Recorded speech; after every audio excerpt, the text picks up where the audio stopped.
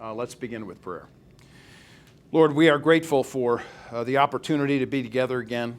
We're thankful for the church, your body. We're thankful for local churches that give an opportunity to be invested in the lives of their people. And we're grateful again for what your word teaches, that we might understand how to live life as Christians, and that we might think differently and be differently and act differently. And so we're grateful for Ecclesiastes, for what you've given to us in your word to study. Thankful again for this time to be together. Amen. So filling the void, this really kind of summarizes for me the ultimate of what Ecclesiastes is all about. And you'll get a sense of that as we kind of track through these pieces and these pages as we see these slides coming up on the screen. Filling the void is really where we're at and what people are really interested in trying to figure out. And probably the best example that I could give of this particular process, yes, well, you know, if these slides worked properly. The very first thing I thought of this morning when I woke up was, will everything work properly? That was my first thought. And it was working just a moment ago. So, we have to go to plan B. Thank you for hanging in there with me. I actually bring an extra one of these just in case the stuff, one doesn't work. We can actually go to something different. So, give me just a second to set this thing up.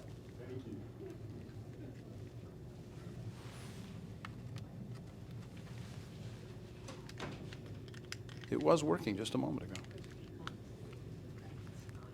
There we go. There we go. So probably the best example of this concept of filling the void that I found in my own life is an example from students that I had in the 1990s. I had a bunch of students that I was teaching in Michigan at the time. I was probably teaching about 170 students a day.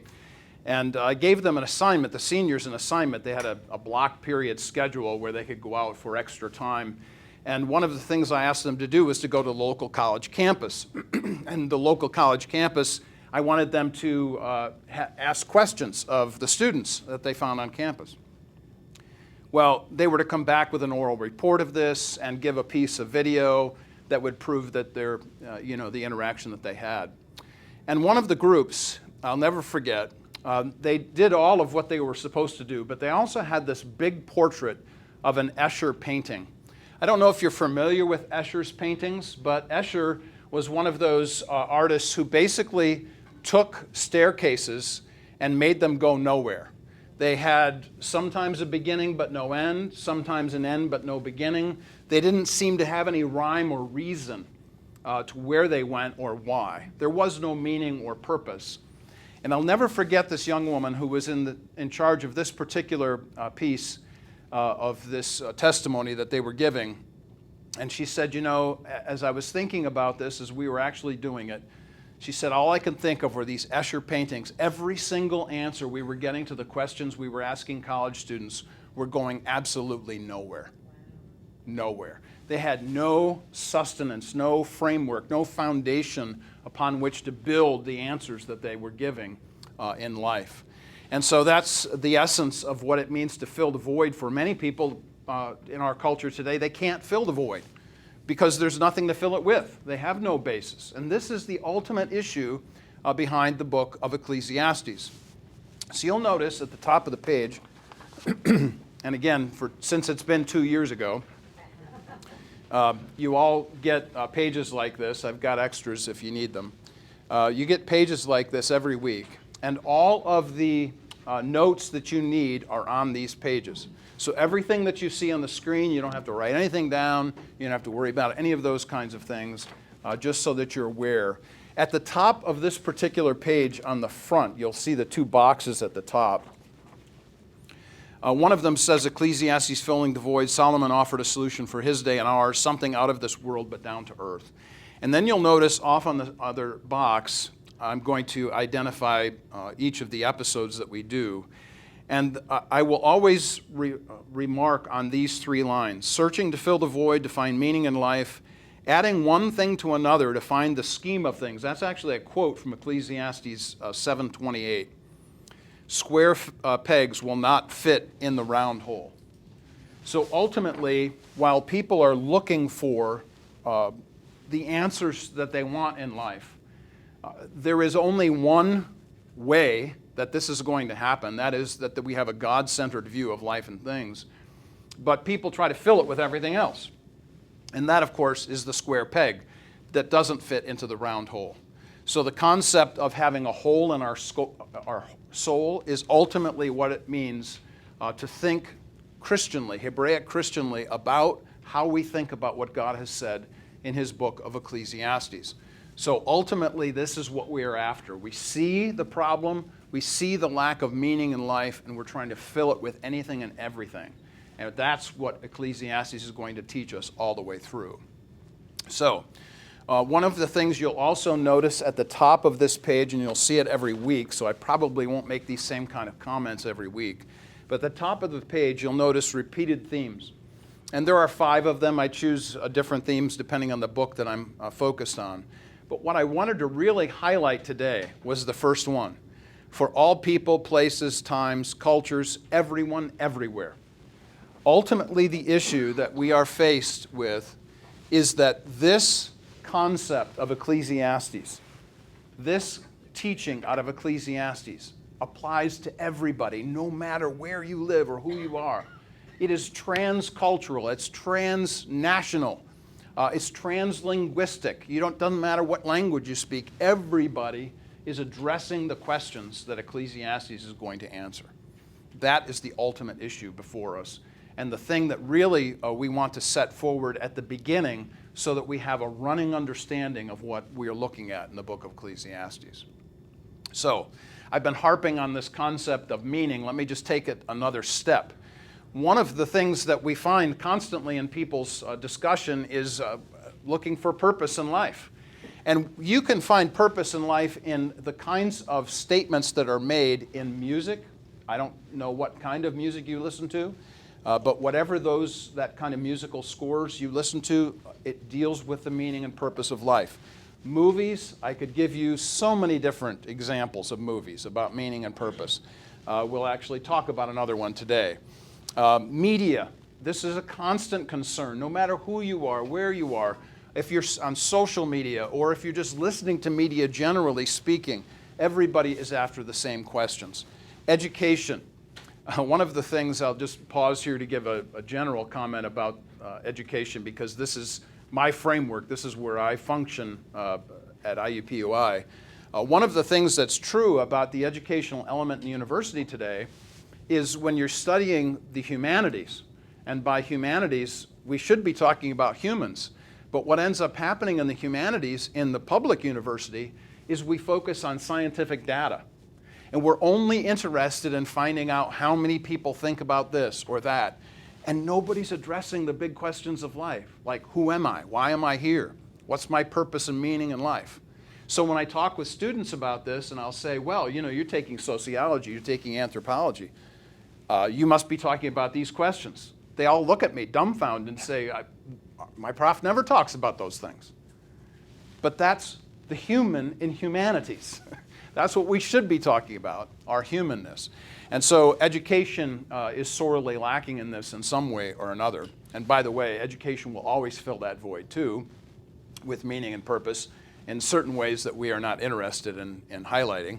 And then, of course, the issue of work. So people are still, even in their workplaces, are looking for meaning and purpose. So I thought I'd give just a couple of snapshots of this. I'm one of these weird people that tries to read everything. And one of the things I try to read daily is HBR that comes to my inbox. HBR is Harvard Business Review. So here's just a snapshot of one from this last fall, so just about a year ago. How the best leaders answer, what are we here for? You mean Harvard Business Review talks about stuff like this? Yeah, how about that? Because people are anxious for it. Now, Are they interested in the mission of what your focus is for your particular area or your particular corporation? Well, of course.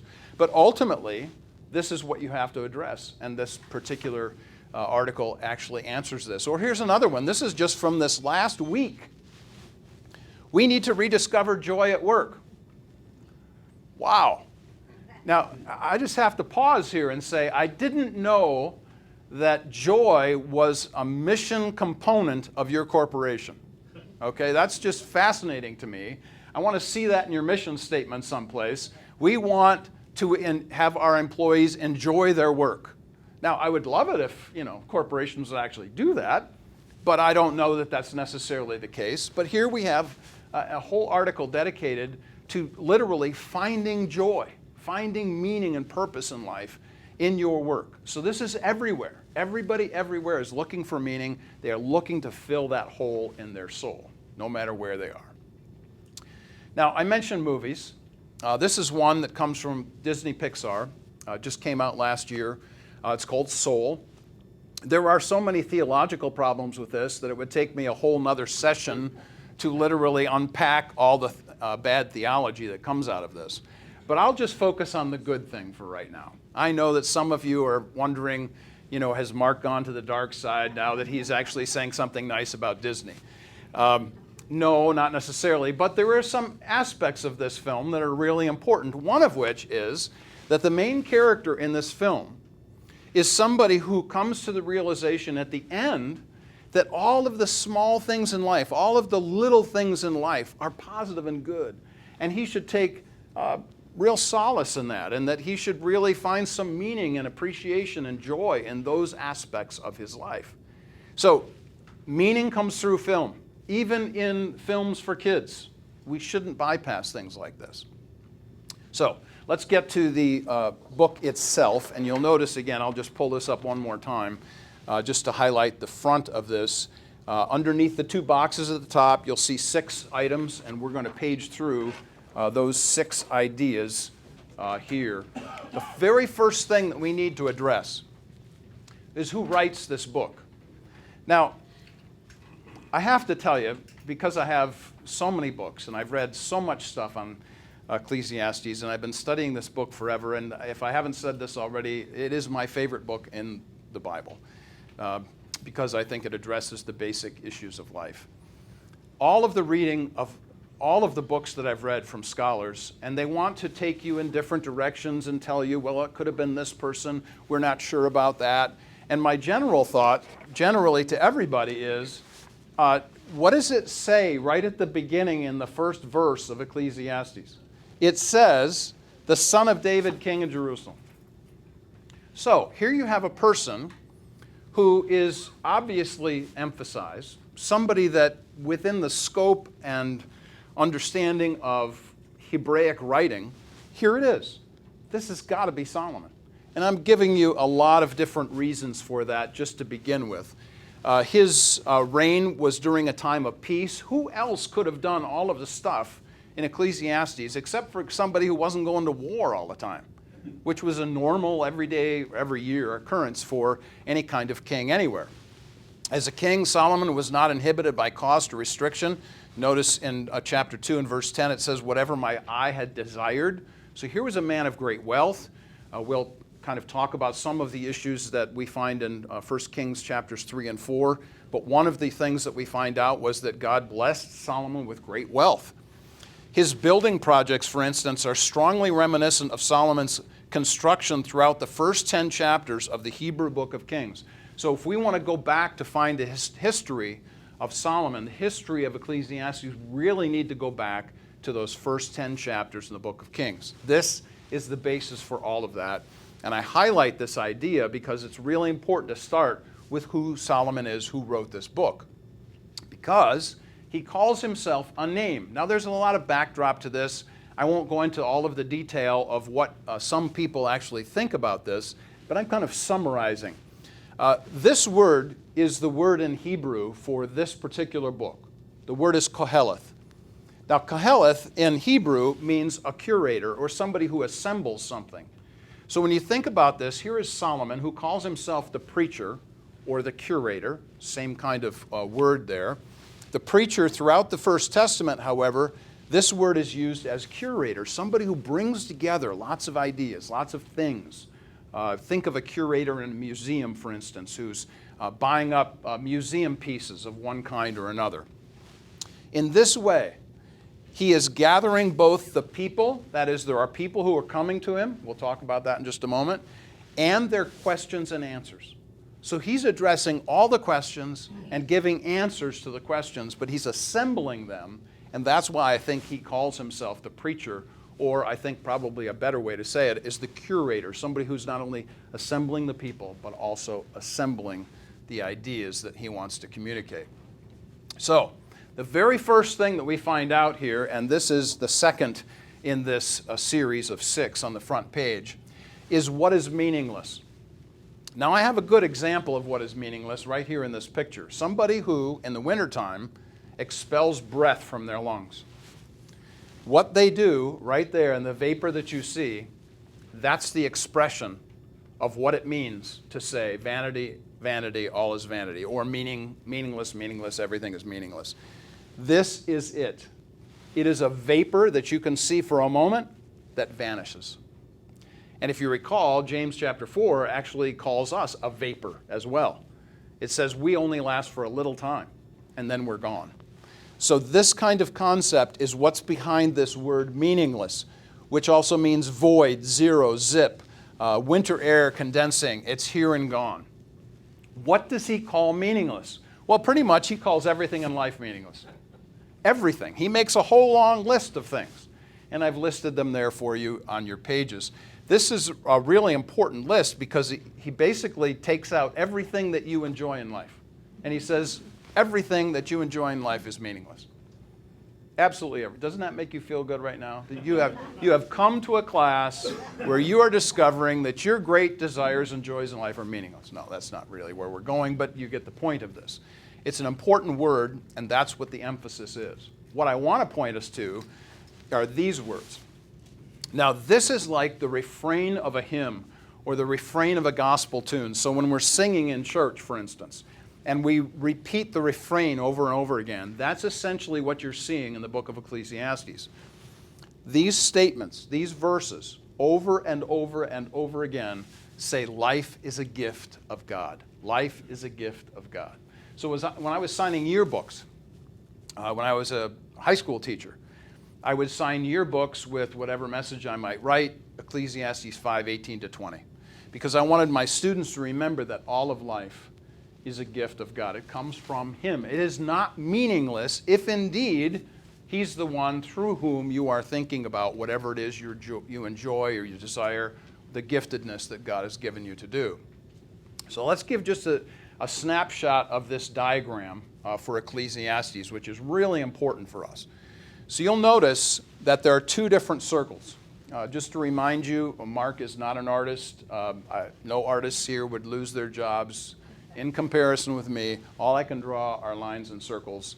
And I'm grateful for Word that actually allows me to do that, on the screen. So here we go. So here's the circle. On the one side, there is this concept under the sun. Now, we'll talk about this again in a minute, but under the sun is repeated 29 times in the book of Ecclesiastes. That's really important because the author of Ecclesiastes, Solomon, is saying, if this is your view, if all of what you see around you is all that there is, if what you see is what you get, then you are a naturalist, you are a materialist, you probably are an atheist, perhaps an agnostic, somebody who's in doubt about such things. Your focus is only on the here and now. You don't believe there is any there and then. So that's you. And that's what Solomon means when he writes under the sun. You're under a canopy. There's nothing outside of this world. There is another option, of course, and that is where we get to talk about one of my favorite films, The Matrix. Now, this is a picture of the stand-up that is in my basement. Okay, now I've kept this since 1999 when The Matrix first came out. So if you come to watch movies with me, I'd be happy to have you, by the way. in my basement, then you will see this right next to the screen. I might be able to see some of the screen right here. So the matrix is really powerful and important, and I still talk about it. And when I was, just as a side note, I was teaching at Moody Bible Institute in 1999 when I first started talking about the matrix, and a very, very conservative Moody Bible Institute at that time couldn't believe that a professor was talking about the matrix. Anyway, very important film still today, I believe, in 2021. And the question, of course, that the matrix raises is, which pill do you want to take? If you take the blue pill, you can stay in your nice, boring life that basically you've become anesthetized to everything else around you. You don't feel anything. You're not concerned about the world around you. It's just about your world. Or do you want to acknowledge the real? Because there's this great scene right in the middle of the first segment of Matrix where there is a great discussion about what is real. Well, if you take the red pill, you're going to find out what's real quick. And that's, of course, what Keanu Reeves discovers and Neo, and he becomes the hero in all of this.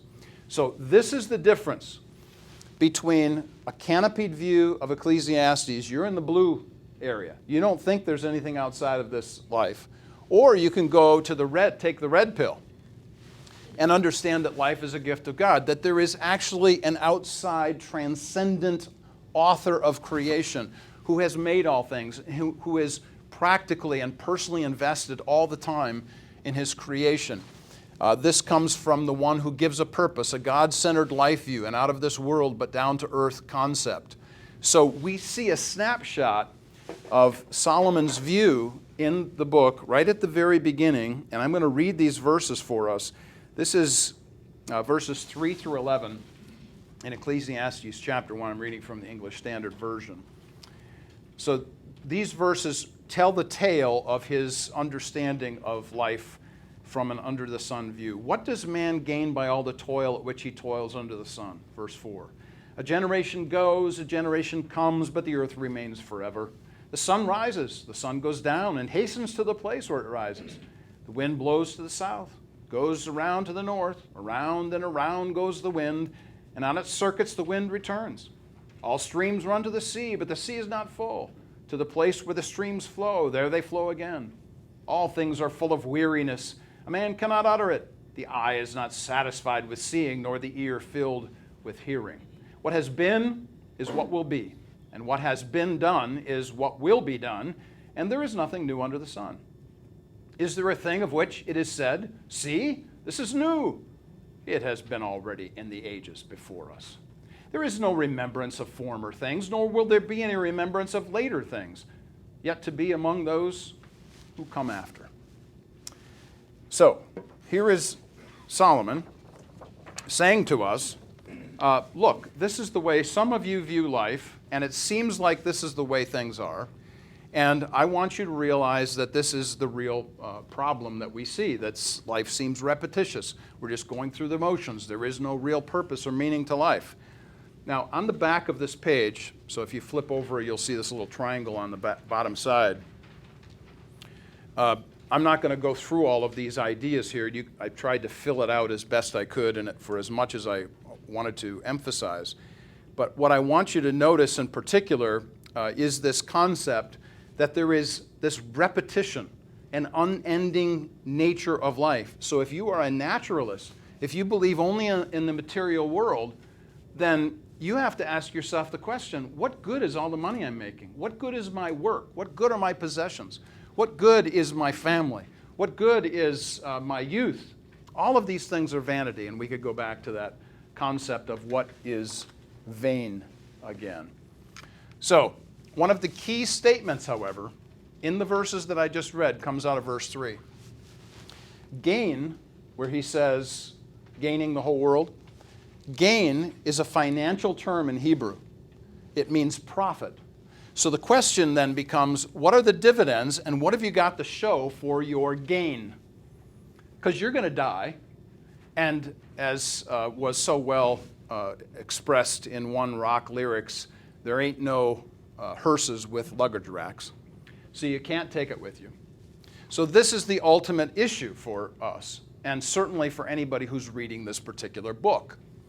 I view this, again, from a teacher's point of view, as very much of a multiple choice kind of exam, where you're going through life and you're looking at all of the options, you're looking at all of the answers that there could be, and you're going, nah, that doesn't work.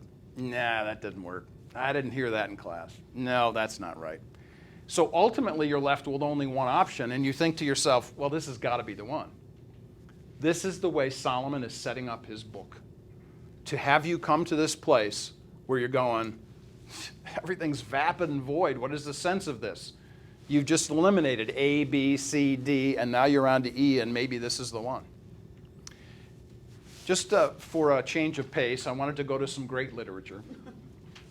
And I wanted to highlight the brothers Karamazov, one of my favorite Russian books and authors. The other would be Alexander Solzhenitsyn. But this is what Fyodor Dostoevsky says in the brothers Karamazov. What I have met were restless men. That's what they should really be called. There are all sorts of people like that, and you can't tell what makes them that way. Some are important, others are little people. Some are unschooled, others are learned. They come from all classes. Some read all their lives. Some talk. Some throw themselves in every direction. Some dream great dreams, and they never find answers to what bothers them. They remain in darkness. It's all restlessness. Gee, nothing has changed since the 19th century. How about that? So Dostoevsky speaks for all of us, I think, in that way, helping us to recognize that unless there's an answer to the question, how do I fill that hole in my soul, this is how I'm going to end up. But to me, the crux of all of this, actually the pinnacle of the triangle, when we talk about this from a Hebraic point of view, is that verse 8, and you can see that on the back of the page. The conclusion that Solomon brings to the forefront here is this construction of sentences that suggests that verse 8 is the pinnacle of the conversation. On one side, we have looked at creation, verses 4 to 7. On the other side, we look at ourselves. And we are neither satisfied nor filled, the text says. Incompletion reigns. This is our problem. We have no gain. We have no profit. Now, if you've been thinking in the back of your mind, gee, haven't I heard that word gain before someplace? I think maybe I might have read it. Well, here you go. This is Jesus. I'm tired of hearing about it. I've had it up to here. I've had my fill of it. Enough already. I've tried and I've tried, but I still don't see it. The reader is left to wonder, so what have you got to offer? And Jesus says, what does it profit a person to gain the whole world but lose his own soul? Do you think Jesus might have been hearkening back to Koheleth, to Solomon's words in Ecclesiastes? I do believe so. And I emphasize this idea because this is the problem for all people, no matter who you are. Class structure doesn't matter. So, let's talk about the audience. So if you want to flip back to the front of this page again, this is where it really gets interesting. I want to emphasize this because I honestly believe that this is the crux of the book.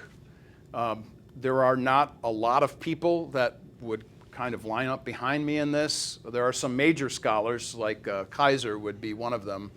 But this is what I see in the book of Ecclesiastes. Number one, there is no mention of Mosaic law, Israel, or her history in this whole book. You can't find it anywhere. Now that's really unusual considering this is from a Hebrew to Hebrews. Well, maybe we think it's to Hebrews, but there's a surprise there as well.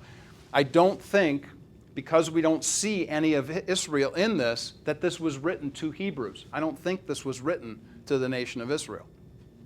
Number two, the language of the book is understandable for anybody. It's a man on the street kind of thing, going back to one of my themes, all people, places, cultures, times.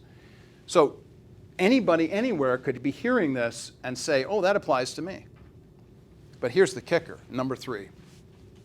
The personal word for God is not used in this book at all. So Lord, capital L-O-R-D, doesn't appear. The Hebraic way of saying that would be the Y-H-W-H, Yahweh. This word does not appear at all in this book. What word does appear? The word Elohim. Now, what's really important about this is that this word is used throughout the ancient Near Eastern world for any god. It's kind of like a placeholder for whichever god you want to reference or represent. So Elohim is the only word for God that's used here. But don't stop there. This is the reason why teaching grammar is really important. There is a definite article attached to the front of most every time that this word appears in the book of Ecclesiastes. So if I were going to say this in Hebrew, it would be Ha Elohim. Ha means the. And in Hebrew, it is definite. That is, the one and only. I think Solomon is saying to the rest of his audience, to all of the people that are listening to him, you want to talk about God? We can talk about whatever God it is you think exists or you worship. I think there's only one. Let me tell you about him.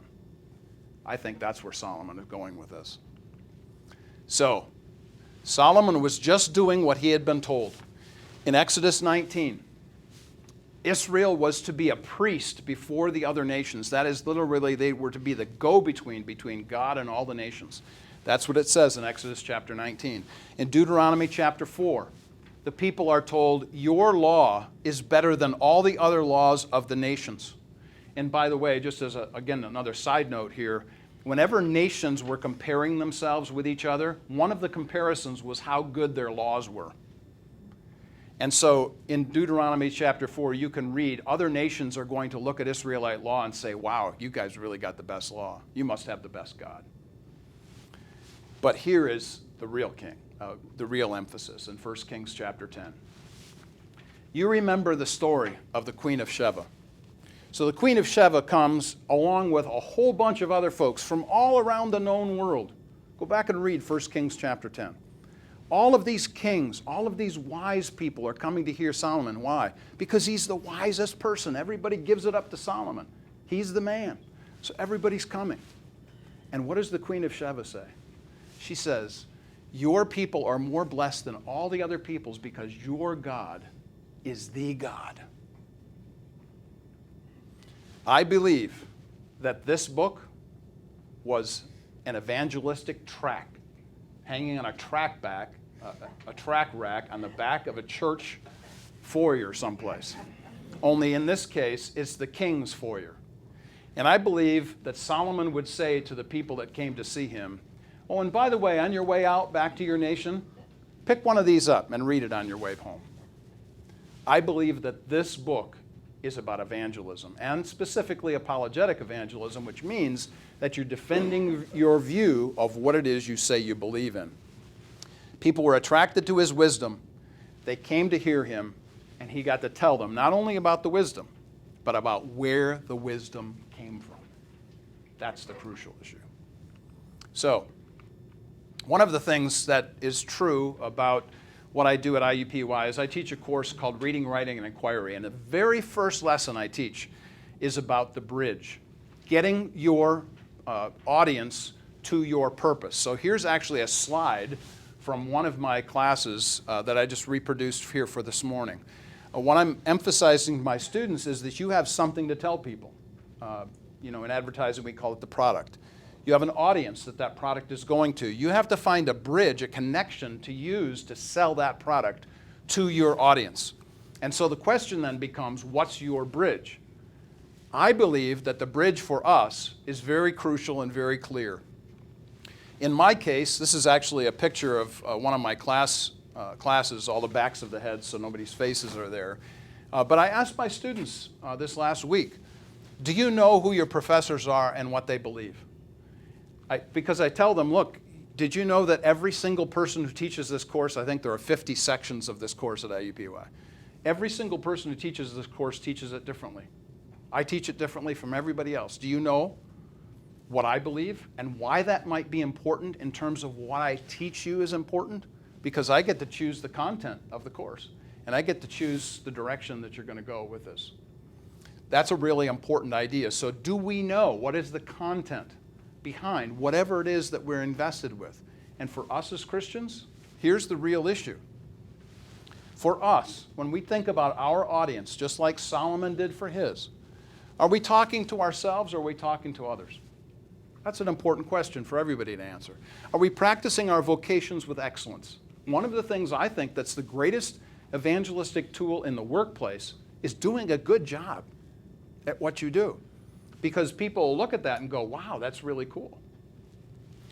Are we lauded for our work? Do people say, wow, did you see what this guy did, this woman did? Do you see the kinds of results they're getting from this? Do people want what we have and what we have done because they see its value?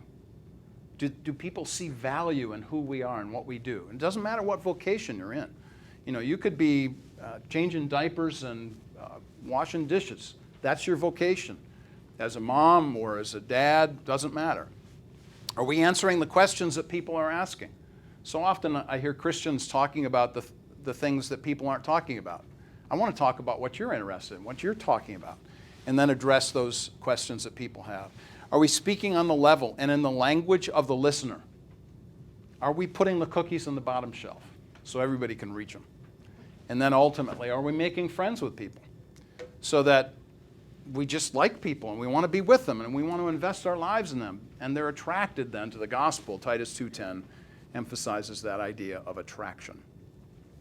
Now again, since it's been so long since we've done this, perhaps you remember, perhaps you don't, that I leave a few minutes at the end of class, each session, for you to ask any questions you might have. So, is there anybody who would like to ask the first question?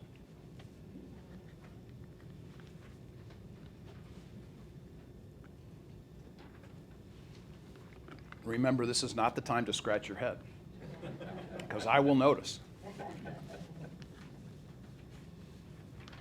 Questions, comments? Please. Yes, sir. I was wondering if Solomon, when he wrote Ecclesiastes, if he was also saying that there's a series of miscalculations on the parts of human beings and how they perceive God. Yeah, absolutely. This is my brilliant friend, Bill Joyner. Thank you for that great question. Do we misconceive and then misperceive this God? Absolutely, all the time. People want to worship.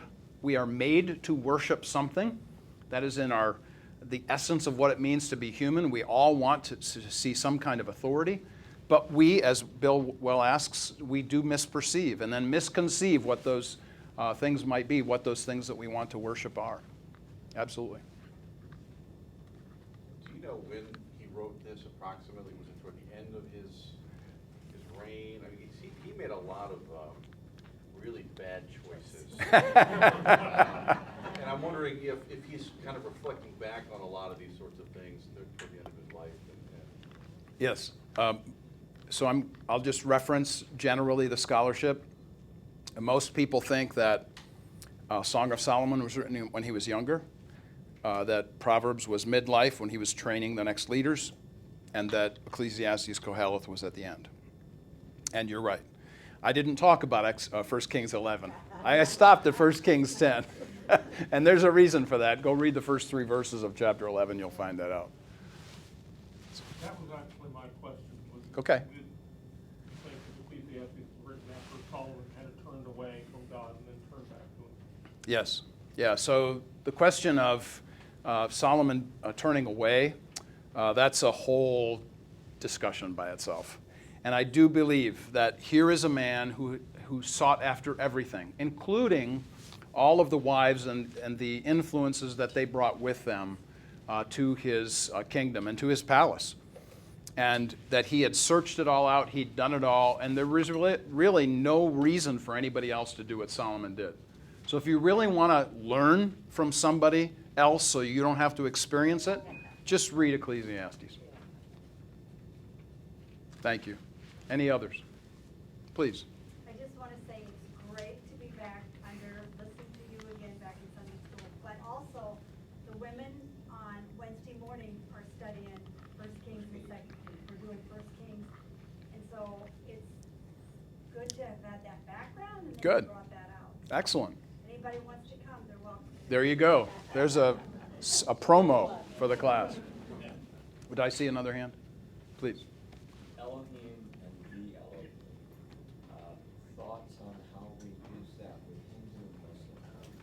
thoughts on how we? How we use that with Hindu and Muslim friends. Oh. How we use it with Hindu and Muslim friends. The I- concept of recognizing that they believe in a God of God. Right. And that there's only one, right? And that everything else is a deviation from the one and only true God. I think ultimately, I would go to my very last question here, and that is about friendship. I think you build the friendship first, and then you develop that theological interaction with people. Because you know what? People are going to go there, especially in the Islamic faith. They will talk about the issue and the nature of God. And our response to that is going to be very specific to your point about emphasizing this very different deity. Thanks, everybody, for being here today. See you next week.